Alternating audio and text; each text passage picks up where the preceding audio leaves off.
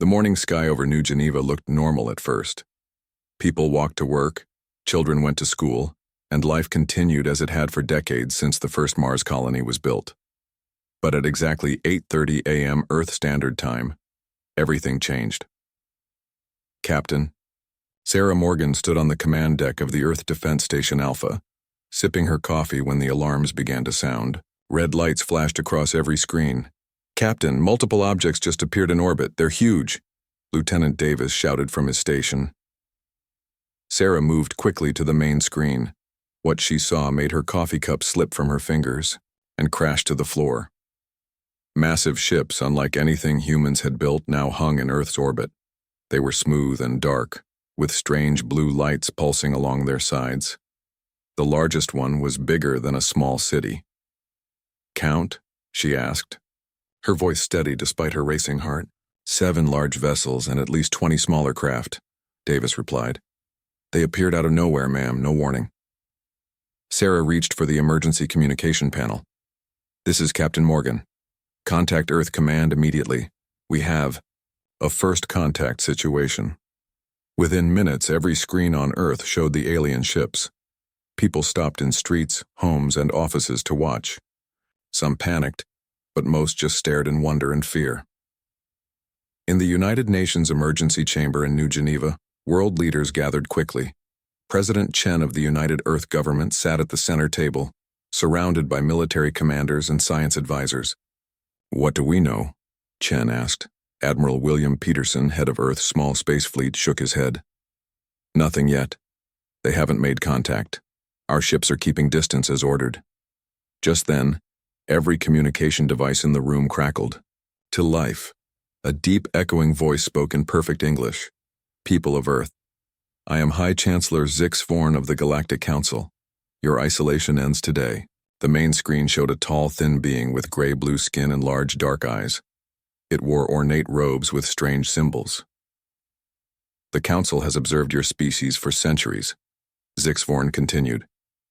"Your recent development of quantum drive technology has forced us to intervene. Humans are too unpredictable and aggressive to possess such power."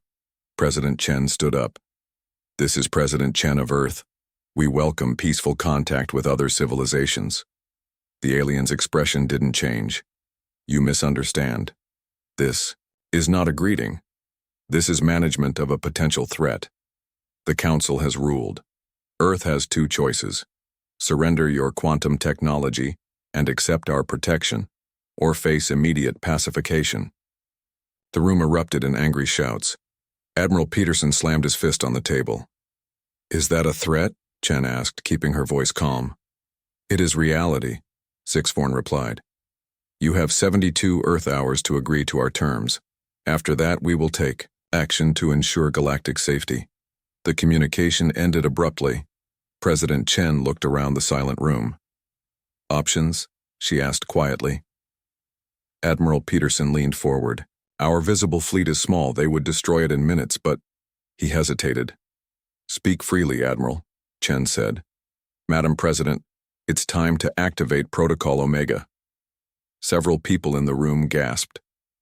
Protocol Omega was the greatest secret on Earth, known only to top military and government officials. Chen nodded slowly. "Do it. And get me Admiral Helena Chen immediately." Far beyond Neptune's orbit, hidden among the icy bodies of the Kuiper Belt, Admiral Helena Chen received the emergency signal. Unlike her cousin President Chen, Helena didn't command publicly known ships. She commanded the Terran Armada, hundreds of advanced warships built in secret over the past 30 years. After the discovery of a crashed alien ship in 2127, Earth's governments had made a unified decision: prepare in secret for the day aliens might come with bad intentions. While maintaining a public image of having only a small defense force, they had poured resources into hidden shipyards throughout the solar system. Helena opened the sealed orders on her secure tablet. Her eyes widened as she read. "Captain Torres," she called to her second in command. "Sound General Quarters. The day we trained for has arrived." Throughout the hidden fleet, alarms rang out. Soldiers and crew who had trained for years in secret now moved with purpose. Ship engines hummed to life as weapon systems came online. Meanwhile, in his laboratory beneath the Rocky Mountains, Dr. Marcus Rivera worked frantically. As Earth's leading quantum physicist, he had been developing technology far beyond what the public knew about. When the emergency alert reached him, he understood what needed to be done. Load the final shield protocols, he told his team. We're activating ahead of schedule. Back in New Geneva, the Emergency Council continued planning. Military units worldwide went on high alert, while civilians were quietly moved away from major cities. Underground shelters, built decades ago under the guise of climate protection, opened their doors. Admiral William Peterson, commanding Earth's visible defenses, positioned his small fleet in a defensive formation around Earth. It was a sacrificial move, and everyone knew it. But it was part of the plan. Let the aliens think this was all humanity had. In her private office, President Chen initiated a secure call to her cousin. "Helena, are you ready?" she asked, when the quantum-encrypted line connected. Admiral Helena Chen's face appeared on the screen. Behind her, the bridge of the TDS Defiance hummed with activity. "The Armada is ready," Helena confirmed. "All ships reporting battle-ready status. Dr. Rivera's team says the shield network can be activated within 48 hours. President Chen nodded. "The aliens gave us 72 hours. We'll use every minute." "Do you think they suspect?" Helena asked. "No. Their ambassador seems completely confident. They think we're primitive and scared." Helena's lips curved into a small smile. "Good. Let them think that." In orbit, the alien vessels maintained position, weapons ready but not yet active. Inside the lead ship, High Chancellor Zix Vorn reported to the full Galactic Council. "The humans appear frightened and confused, as expected," the Chancellor said. "They have a small defensive fleet, primitive by our standards. They will submit before the deadline." An elder council member, his hologram flickering with age, leaned forward. "Are you certain? Our intelligence suggests humans are unusually resourceful." "They are also practical," Zixvorn replied confidently. "They know they cannot win. In 3 days, Earth will become the newest protectorate of the Council, and their dangerous technology will be ours." As night fell across Earth, lights dimmed in cities as people waited in fear. But deep in hidden bases, mountain fortresses, and orbital facilities disguised as research stations, humanity prepared for war. The countdown had begun. As the first day of the 72-hour countdown passed, Earth's official government maintained constant communication with the Galactic Council ships. President Chen led these talks personally, appearing respectful and slightly fearful, exactly what the aliens expected. "High Chancellor," President Chen said during their third video meeting, "we need more time to consider your terms. Our people are frightened." High Chancellor Zix Vorn's large eyes narrowed. "Your fear is understandable but irrelevant. The Council's decision is final. You have less than 48 hours remaining." When the call ended, President Chen's demeanor changed completely. She straightened her back and pressed a hidden button under her desk. The windows darkened, and a holographic display appeared, showing the solar system and hundreds of small dots representing the hidden Terran Armada ships now moving into position. "Status report," she demanded. General Rodriguez stepped forward. "Madam President, Operation Hydra is proceeding as planned. Admiral Helena's fleet will be in position 12 hours before the deadline." "And Dr. Rivera's progress?" "He reports the shield system is at 70% and will be ready in time." President Chen nodded. "Good. And what about our guests up there? Are they watching us?" "Yes, ma'am.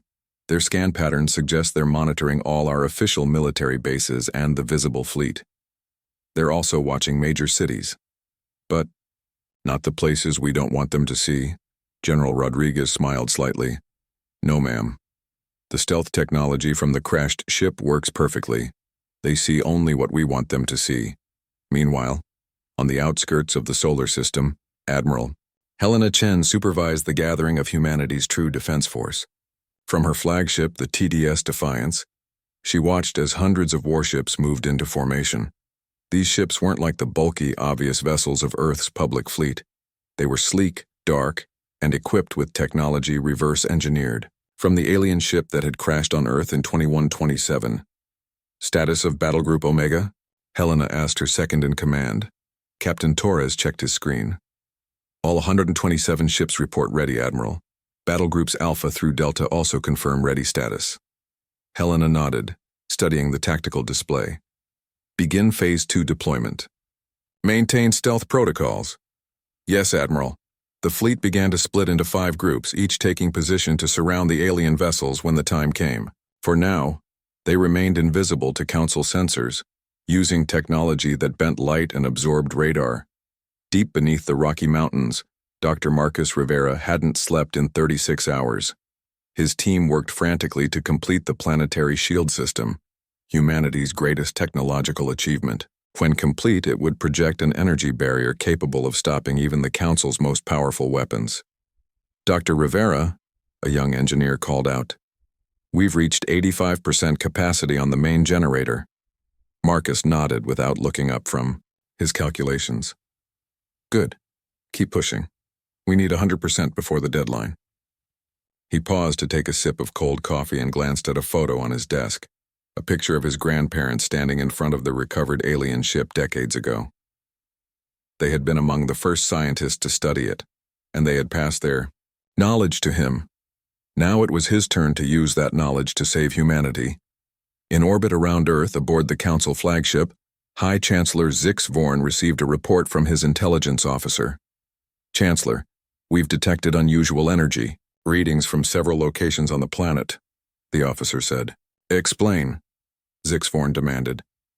The readings are inconsistent with human technology as we understand it. They appear similar to early-stage shield systems. The Chancellor considered this information. Impossible. Humans do not possess shield technology. Their visible defenses are primitive. Yet the readings persist, Chancellor. Zix Vorn turned to his tactical officer. Perform a deep scan of their lunar colony. Let's see how they respond. The powerful scan beams struck the human moon base, temporarily disrupting communications. Within minutes, Earth's visible fleet shifted position slightly, exactly as expected from a primitive species detecting a potential threat. The Chancellor smiled. You see? They react predictably.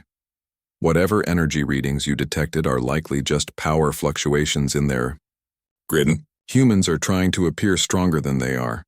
Yes, Chancellor, the intelligence officer said, though doubt remained in his voice. What the Council didn't realize was that the movement of Earth's visible fleet was a calculated response, designed to appear exactly as the aliens expected. The real action happened far from their sensors, as Admiral Helena's ships continued to move into attack positions. Back on Earth, in a secure underground facility, President Chen met with her top military advisors. A holographic map showed the key positions of both the visible Earth fleet and the hidden Armada. The Council just scanned our lunar base, Admiral Peterson reported. I moved our visible ships exactly as planned, enough to show concern but not enough to suggest real capability. And they took the bait? The President asked. Completely. Their communications suggest they still believe we have only the ships they can see. General Rodriguez pointed to several locations on Earth. Dr. Rivera reports the shield network is now at 92% capacity. The main generators are hidden under these mountains, with backup systems on these islands. Even if they detect the energy, now they won't be able to target the full network. President Chen turned to the final person in the room, Director Quan of Earth Intelligence. What about our operatives on their ships? Quan's face remained expressionless. In position, Madam President. They've been gathering intelligence for hours. The Council's main weapons require a 3-minute charge time before firing. That will give us our window. And their defenses, strong but not impenetrable. Their ships rely on multi-layered energy shields.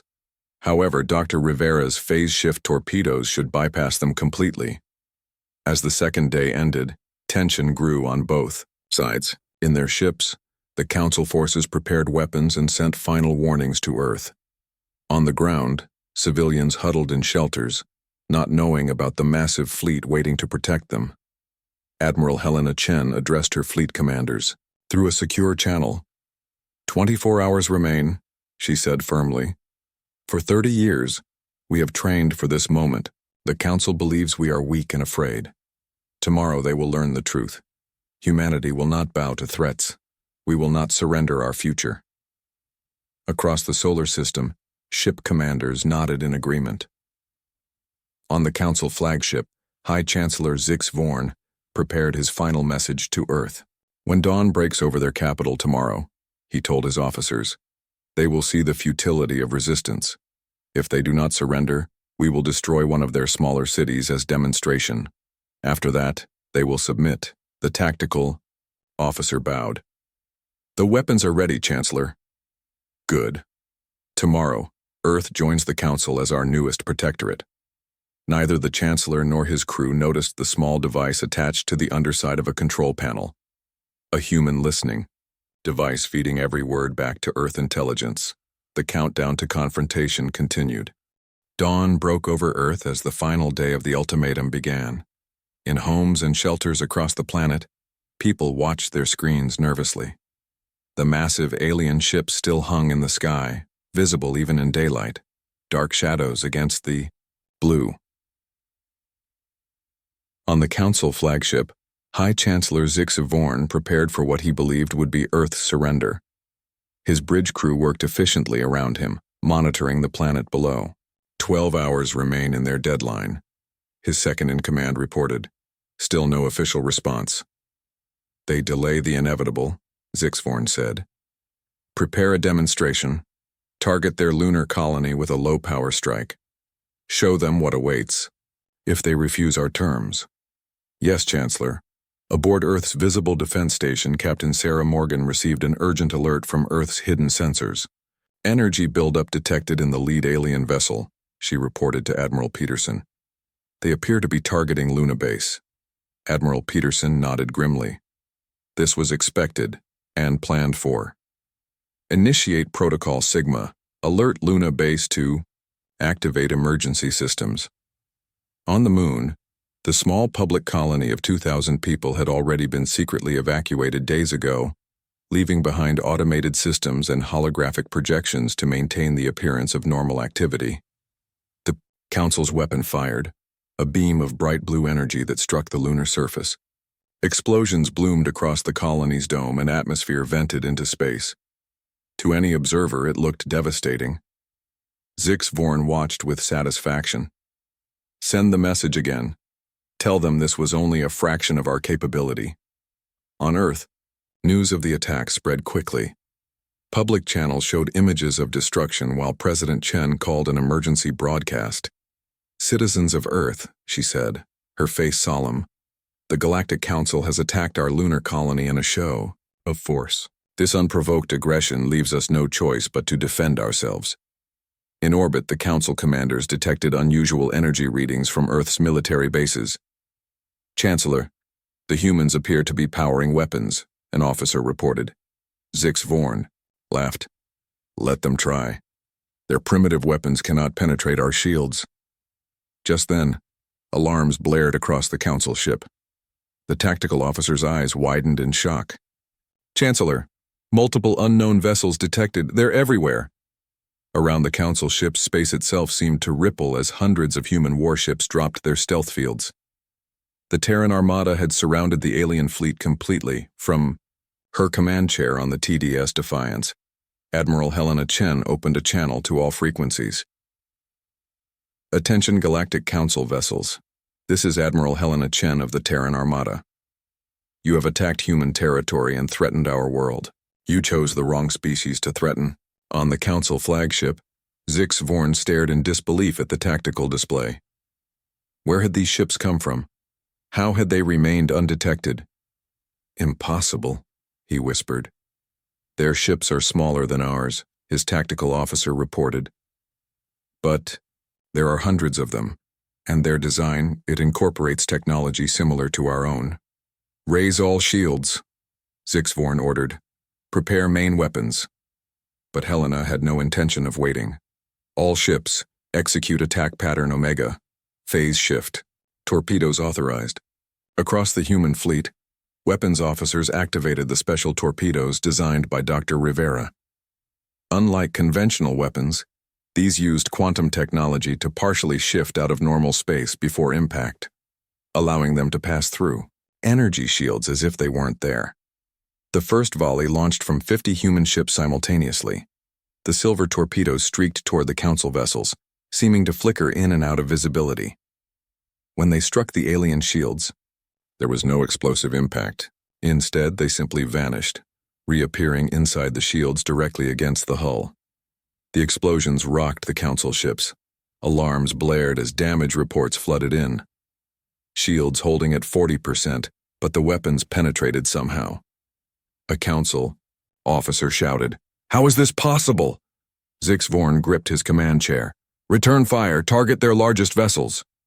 The Council ships fired their powerful energy weapons. But as the beams approached the human fleet, something unexpected happened.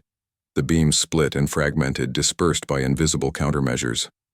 On the TDS Defiance, Admiral Helena watched, with satisfaction. "Quantum diffusion fields working perfectly," she noted. "All ships continue attack pattern. Groups Alpha and Delta flank their largest vessel." The human ships moved with incredible speed and precision, darting between the larger Council vessels. Their smaller size made them difficult targets, and their coordinated movement suggested an impossible level of communication, faster than light itself. What the Council didn't know was that the human ships used quantum-entangled communication systems, allowing instantaneous coordination across the entire fleet with no detectable signals. In his laboratory, Dr. Rivera monitored the battle through secure feeds. "The phase shift torpedoes are working," he told his team. "Now activate the planetary shield." Across Earth, massive hidden generators powered up. An invisible energy field began to form around the planet, not yet visible but ready to activate at full power if any Council weapon targeted the surface. Back in space, the battle intensified. A second volley of phase-shift torpedoes struck the Council's second-largest ship, causing critical damage to its propulsion systems. The massive vessel began to drift, its lights flickering. "Chancellor, the Eternal Justice is crippled," reported a communications officer. "They've lost main power." Zix Vorn could not believe what was happening. These humans, supposedly primitive and disorganized, were systematically taking apart his fleet with technology that should have been beyond them. "How?" he demanded. "How? Do they have these weapons?" On Earth, President Chen and her advisors watched the battle through their secure feeds. General Rodriguez pointed to the tactical display. "The Council fleet is in disarray. They never expected this level of resistance." President Chen nodded. "And Luna Base?" "As planned, ma'am. The attack destroyed only empty structures. Our people were evacuated days ago." In orbit, the first Council ship exploded as human torpedoes struck its power core. The massive vessel broke apart, sending debris spinning across space. The remaining Council ships began to pull back, attempting to regroup. "Admiral," Helena opened the communication channel again. "Attention, Council vessels. One of your ships has been destroyed, another is disabled. This is your chance to retreat and reconsider your ultimatum." For a moment, there was silence. Then Zix Vorn's voice came through, his tone a mixture of rage and disbelief. "This is impossible. Your species was assessed. You did not have this technology. Your assessment was wrong," Helena replied calmly. "Humanity has been preparing for this day for decades. We recovered one of your ships that crashed on our planet. We learned from it. We improved upon it." On his bridge, Zix Vorn's face darkened. "The missing scout ship from 30 Earth years ago. You found it. We did. And now we have a counteroffer for the Galactic Council. Withdraw your forces and recognize Earth as a sovereign power, or we will continue this battle to its conclusion." As if to emphasize her point, 50 more human ships decloaked behind the Council fleet, cutting off their retreat path. The first major battle between humanity and the Galactic Council was about to enter its next phase. And for the first time in centuries, the Council faced the possibility of defeat. News of the battle spread quickly across the galaxy. For the first time in over 1,000 years, Council ships had been defeated in combat. On the Galactic Council's central world, Xanthera Prime, emergency meetings were called as confused and angry representatives demanded explanations. Elder Kamak, oldest of the council members, pounded his crystalline staff against the chamber floor. How could this happen? Humans were classified as a Category 3 species barely space-capable. The Grand Intelligence Director, a tall being with 6 eyes, stepped forward. Our assessment was incomplete. We did not know they recovered one of our scout ships 30 years ago.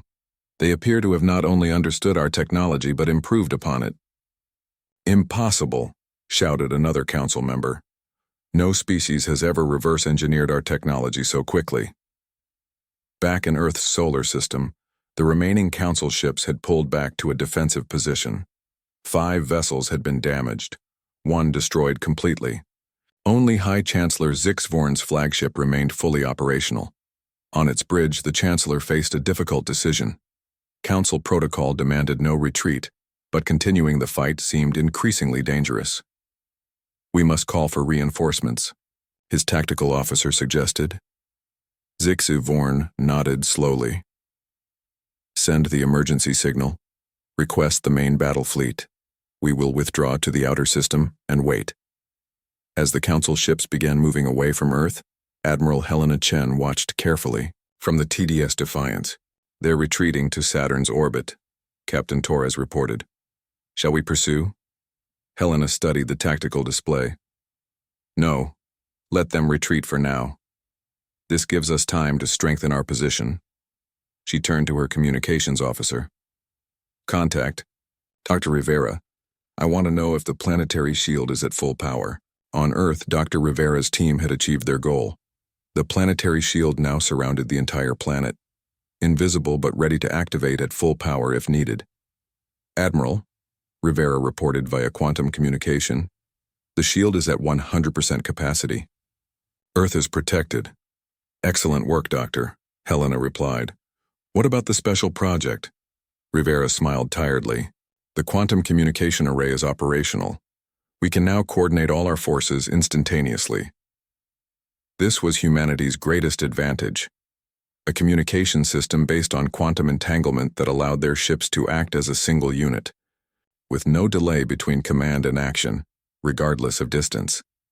In New Geneva, President Chen received representatives from Mars and the outer colonies. Despite the tense situation, her face showed confidence. The first phase has gone exactly as planned, she told them. The Council underestimated us completely. What happens when their main fleet arrives? Asked the Mars colony director. We have prepared for that too, the president assured him. Admiral Helena's fleet is only our first line of defense. Meanwhile, on Xanthara Prime, the Galactic Council chamber had erupted into chaos. The 7 elder species argued fiercely, while younger species watched in shock. Elder Zorak of the Arthean Dominion, a massive insectoid being, clicked his mandibles angrily. This human resistance is unexpected but ultimately futile. We must send the main battle fleet immediately to crush them. But Elder Thela of the Solari Confederation raised her glowing hand. I disagree. These humans have shown remarkable adaptability. Perhaps we should open actual diplomatic channels rather than demanding submission. High Elder Kamak considered both arguments. We have never changed a council decree. To do so would show weakness. To ignore new information is not wisdom. It is stubbornness, Thela countered. These humans have technology that should be impossible for their development stage. We should learn more before committing to war. Back on Earth, intelligence officials monitored these council debates through secret quantum receivers they had managed to plant on Xanthara Prime years ago. President Chen listened to the translated arguments with her advisors. They're divided, she noted. Some want to destroy us, others want to talk. General Rodriguez nodded. That gives us an advantage. A divided enemy is easier to defeat, or to negotiate with, the president added. We don't want galactic war. We want recognition and safety. In Saturn's orbit, High Chancellor Zixvorn received encrypted instructions from the Council. He read them with growing anger. They want me to open negotiations while we wait for reinforcements, he told his officers. This is humiliating. His second-in-command approached cautiously. "Chancellor, our analysis of the human weapons is complete. Their phase-shift torpedoes use quantum technology that is beyond our current understanding." Zixvorn's eyes widened. "That's impossible. The Council controls all advanced quantum research." "Apparently not, Chancellor. The humans seem to have developed it independently, possibly using principles from our crashed scout ship as a starting point." This news disturbed Zixvorn deeply. If humans had advanced beyond Council technology in some areas, what else might they be capable of? On the TDS Defiance, Admiral Helena reviewed plans with her command staff. "The Council's main battle fleet will arrive in approximately 6 days," she told them. "By then we need every advantage possible. Our scouts report their main fleet consists of at least 50 capital ships," Captain Torres said. "Much more powerful than this advance force." Helena nodded, which is why Dr. Rivera's next project is crucial. In his laboratory, Dr. Rivera worked on his newest creation, a weapon that could potentially disable multiple Council ships simultaneously by targeting the unique quantum signature of their power cores. Meanwhile, Earth's intelligence operatives continued gathering critical information. Director Quan reported to President Chen with an unexpected discovery. "Madam President, we found something interesting in the Council's communications. There appears to be a power struggle between the elder species. 3 of them, the Arthians, the Kronos Collective, and the Vex Imperium, have been manipulating the others for centuries." "How?" the President asked. "They've been controlling technology sharing, keeping the most advanced developments for themselves while telling other species their technology is the pinnacle of achievement. This information could be valuable leverage. If Earth could expose this deception, it might fracture the Council's unity completely." As the 4th day since the Council's arrival dawned, both sides prepared for the next phase of conflict. The initial battle had shocked the galaxy, but it was only the beginning. On Xanthara Prime, the Council finally reached a compromise decision. They would send their main battle fleet as planned, but also open diplomatic channels with Earth. Hi. Chancellor Zixvorn received these new orders with thinly veiled disgust. "Contact the humans," he instructed his communications officer. "Tell them the Galactic Council is willing to discuss terms while we await the arrival of our main fleet." When Admiral Helena received this message, she smiled slightly. "They're trying to buy time until reinforcements arrive," she told President Chen via quantum communication. "Then we'll use that time as well," the President replied. "Accept the talks. Meanwhile, activate Phase 2 of our defense plan." Across the solar system, previously hidden installations on Mars, Europa, and Titan powered up. The true extent of humanity's preparations was far greater than the Council could have imagined. The humans would talk peace while preparing for war. 5 days had passed since the first battle. On Earth, diplomatic teams prepared for talks with the Galactic Council representatives. These negotiations would take place on a neutral space station positioned between Earth and Mars. But behind this peaceful front, humanity's true plans moved forward. Admiral Helena Chen stood on the bridge of the TDS Defiance, studying a holographic map of nearby star systems. 5 key points were highlighted. Locations of major Council military installations. "Are the battle groups in position?" she asked Captain Torres. "Almost, Admiral. Groups Sigma and Omega reached their jump points an hour ago. The other 3 will be ready within 12 hours. Helena nodded. "Good. And the Council still doesn't suspect?" "No, Admiral. Their sensors are focused on our visible fleet. They have no idea we've sent ships beyond our solar system. This was humanity's boldest move yet. While pretending to negotiate, they had dispatched 5 battle groups to strategic locations throughout nearby space. Each group consisted of 30 ships equipped with Earth's most advanced quantum drive technology, allowing them to make precise jumps that the Council believed impossible. In his laboratory, Dr. Rivera put the finishing touches on his latest creation, a quantum algorithm designed to infiltrate and override Council defense systems. He hadn't slept in 3 days, sustained only by determination and coffee. Testing phase complete, announced his assistant, Dr. Patel. The algorithm can penetrate their security protocols in under 30 seconds. Rivera smiled tiredly. Upload it to the fleet immediately. Make sure Admiral Chen gets it first. Back in Saturn's orbit, High Chancellor Zixvorn prepared for the negotiations with growing unease.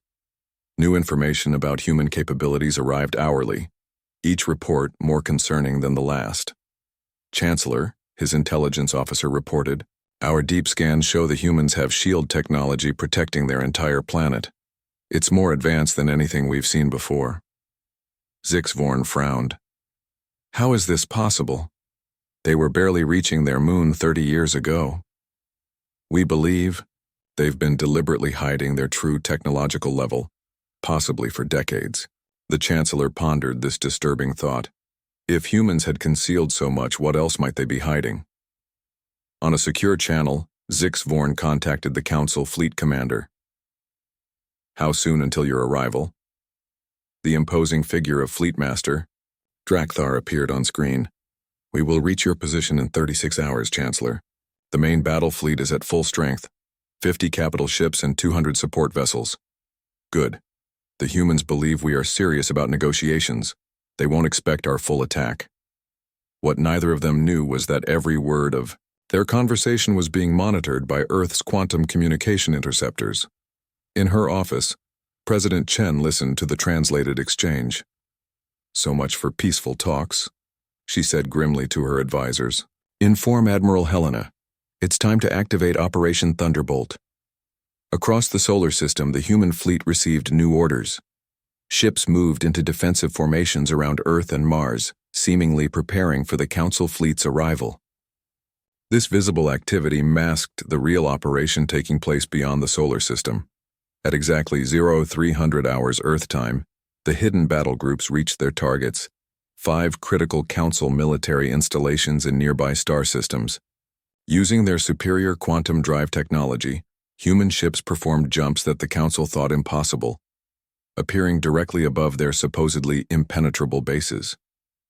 On the Arthean military base orbiting Proxima Centauri II, alarms blared as human ships materialized less than a kilometer from their main defense platform. Impossible! The Arthean commander shouted. No ship can jump with such precision. Before they could respond, Dr. Rivera's quantum algorithm was uploaded to their systems. Across the base, security protocols failed as human code overwhelmed their defenses. Within minutes, the base's own weapons powered down, leaving it defenseless. Similar scenes played out at 4 other locations. Human ships appeared without warning, their advanced technology bypassing defenses that had protected Council installations for centuries. In the Tau Ceti system, Commander Samira Khan of Battle Group Delta addressed the stunned Council base commander. This is a demonstration, not an attack, she explained calmly. We could destroy your facility, but we choose not to. Instead, we will hold it until negotiations are complete. News of these lightning strikes reached Xanthara Prime, causing unprecedented panic among the Council leadership. 5 major bases, captured simultaneously? High Elder Kamak asked in disbelief. How could they coordinate such attacks across that distance? The Grand Intelligence Director had no answer. Council communication technology required relay stations for interstellar distances, creating inevitable delays. Somehow, humans had overcome this limitation. When High Chancellor Zixvorn received this devastating news, he immediately contacted Fleet Master Drakthar. Change of plans, he ordered urgently. Bring the fleet directly to Earth now. We must strike before they capture more installations. The Fleet Master's face showed concern. Chancellor, rushing into battle without proper preparation is risky. We have no choice. These humans are more dangerous than we imagined. In Earth orbit, Admiral Helena received confirmation that all 5 battle groups had secured their targets. She allowed herself a brief smile before addressing her fleet. Phase 1 of Operation Thunderbolt is complete, she announced. The Council now knows we can strike anywhere, anytime. Phase 2 begins in 12 hours when their main fleet arrives. On the TDS Defiance's bridge, Captain Torres approached Helena with a data tablet. Admiral, Dr. Rivera's team has completed their analysis of the Council's flagship communications. You need to see this. Helena studied the information, her eyes widening. This confirms everything. 3 of the elder species have been manipulating the others for centuries, controlling technology development and creating artificial threats to maintain their power. Should we release this information publicly? Helena considered carefully. Not yet. It's our final card to play if negotiations fail. As the Council's main battle fleet approached Earth, humanity prepared for the greatest challenge in its history. The massive alien armada would arrive within hours. 50 capital ships against Earth's smaller vessels. Yet confidence ran high among human forces. Their superior quantum technology had already proven decisive, and Dr. Rivera had one final surprise ready to deploy. In New Geneva, President Chen addressed the United Earth government. Today, we face the full might of a power that has dominated this region of space for millennia. They expected us to surrender without a fight. They were wrong. Across the solar system, human ships moved into position. The Terran Armada prepared to defend not just Earth, but humanity's right to determine its own future among the stars. The final confrontation was about to begin. The Council's main battle fleet arrived in Earth's solar system with tremendous force. 50 massive capital ships and hundreds of smaller vessels appeared near Jupiter's orbit, their weapons systems fully powered. It was the largest military force seen in this region of space in over 1,000 years.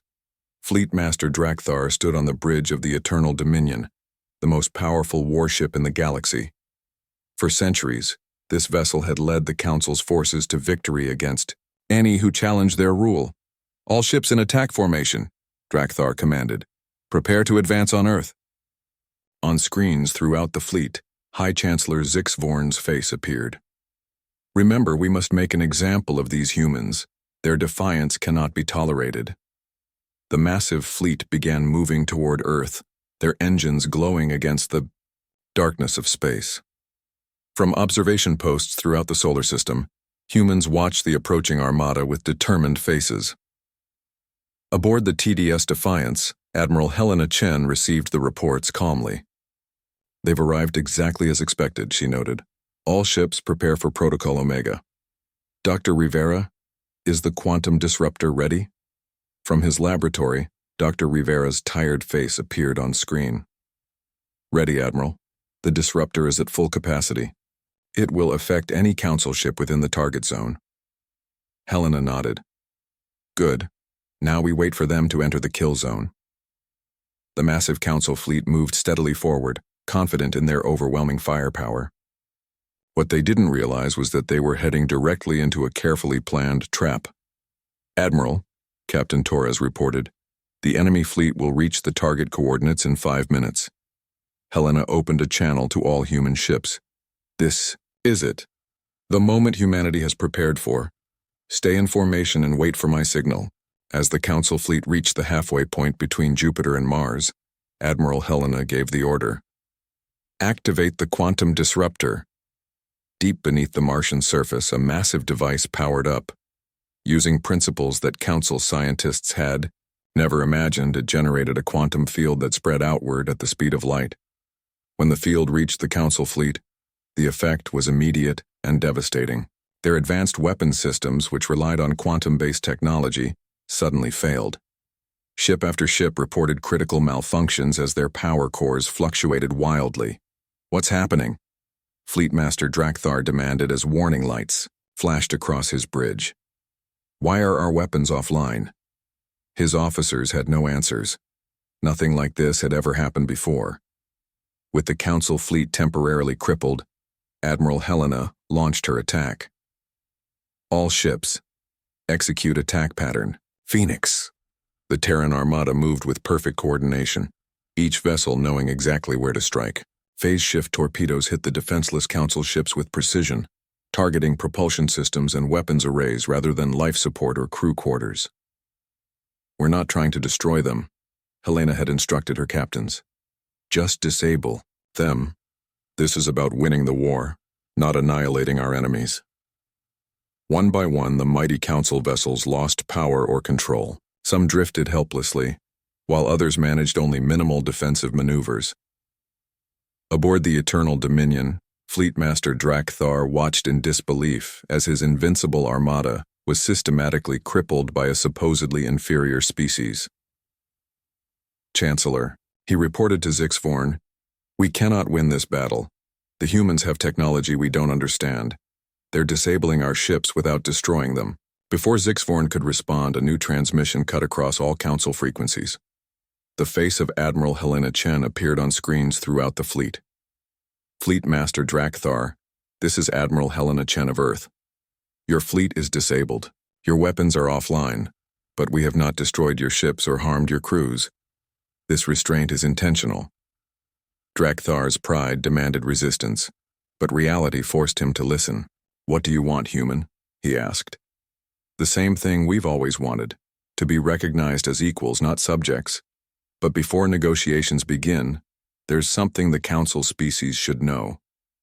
At Helena's signal, Dr. Rivera activated the final part of their plan. To every Council ship and to Xanthera Prime itself, Earth transmitted the evidence they had gathered, proof that 3 of the elder species had manipulated the Council for centuries, controlling technology and creating artificial conflicts to maintain their dominance.